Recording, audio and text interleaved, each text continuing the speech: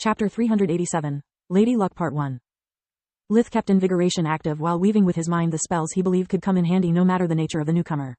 Being paranoid, he assumed the worst and implemented the Scarlet Protocol. Lith knew he was still no match for the Scorpicore, but one particular combination of spells was supposed to give a hard time even to the ancient evolved monster. The person that walked out the warp gate was outside even his expectations. It was a short old man, barely 1.5 meters tall, 5 feet, wearing the light blue uniform of the army that Lith had seen Journey wear so many times. Judging by the several wrinkles on his face and the spots on his skin, he had to be at least 70 years old. Yet his sky blue eyes had the wild vibe of a predator on the chase. His short white hair and finely trimmed beard of the same color shone like silver fur under the sun, reinforcing Lith's impression of staring at a beast of the north. The man's sleeves bore a silver star. It identified him with the rank of Brigadier General. His right hand was wielding a staff of unknown design. It was made from white oak wood, with 6 violet magic crystals engraved on it in a straight line. 6 more floated above its top, forming a perfect circle that orbited around the staff following its every movement. Lith gave him a salute, waiting for an order or at least an explanation. "At ease, Lieutenant," said the man with a voice and a smile one would expect from someone no older than 20. "I'm Brigadier General Vorg, better known as the Master Warden. I'm here to take care of the anomaly you reported." A wave of his hand sent the 6 crystals floating above the staff all around Kateria.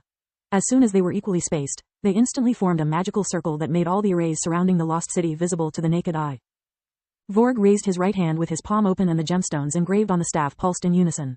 All the magical formations under their feet shone brighter and a small replica of them was now floating vertically in front of the Master Warden. The several arrays forming the barrier could now be distinguished. Vorg swiped away the ones closer to the surface. One by one, the upper layers of the magical formation became invisible again and disappeared from the replica. The pattern became simpler, allowing the general to take a closer look at the magic circles linked to the red array and make sure they had not been tampered with. "Whoever added this detection array is damn good at their job," Vorg grumbled. "Simple but effective, with none of those frills you would expect from a newbie with less than 20 years of experience with magical formations." While talking, he had swiped off all the arrays but the red one. It was now the only one visible on both the ground and the replica. "See this?" Vorg pointed at Lith 3 concentric layers of runes as he had never seen before. The external layer insulates the little B asterisk starred from the others, so it didn't trigger any alarm.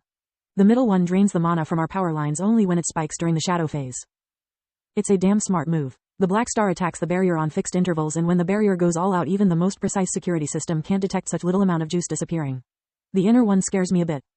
The Master Warden looked at it with a worried expression, like he expected the rune sequence to blow up in his face at any moment. Lith waited for him to continue, but the old man liked his audience to be active. He kept silent until the young ranger asked. "Why?" "Because I have no idea what it does.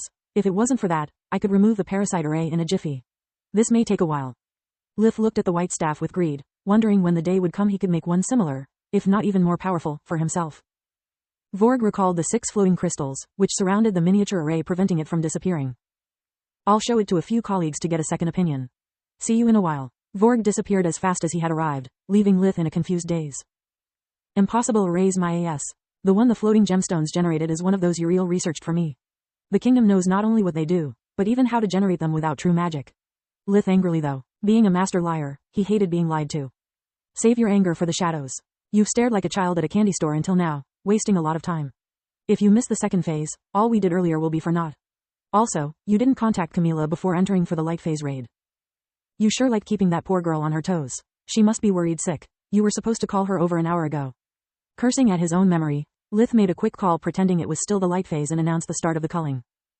"Damn, I'm not used to give a report even before I go to the bathroom. The worst second day on the job ever." Following Solas's advice, Lith opened the barrier again and stuck close to the edge in case the black star decided to take a second shot at him. The moment the shadows noticed the intruder, they converged on the prey like sharks following a trail of blood. "I'm going to try multiple approaches. Tell me if you notice any method dealing more damage than the others." Lith thought while releasing a barrage of different spells against the incoming wave. The shadows turned out to be as frail as their human counterparts. Most of them died at the first strike, shattering into dark flakes after emitting an agonizing scream. Darkness was effective as Lieutenant Yehaval had told Lith, but only in terms of pain inflicted. The shadows would emit heart-rending cries while their eyes shed white dots that Lith could only presume being tears.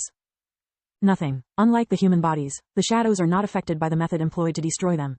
They have no mana core, no life force. Yet their suffering is almost tangible. "How can something without a body suffer this much?" Solas said. Lith was about to ask if she was still talking about the shadows or herself, but preferred to keep focusing on taking out the enemies from a distance. Their sheer number was nothing against someone that could cast spells non-stop. At this rate, the second part of the mission will be a success too. However, it feels like a hollow victory. I'm not learning anything from this onslaught. Time to try a different tactic. Lith cleared the next wave with Chasing Lightning, a tier 4 war mage spell that conjured a stream of lightning bolts capable of following their targets.